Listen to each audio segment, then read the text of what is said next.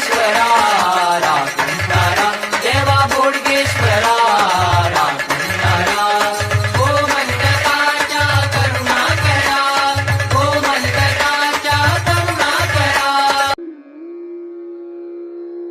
खांद्यावर कांबळ, हाती मशाल, तर दुसऱ्या हातात दंडुका.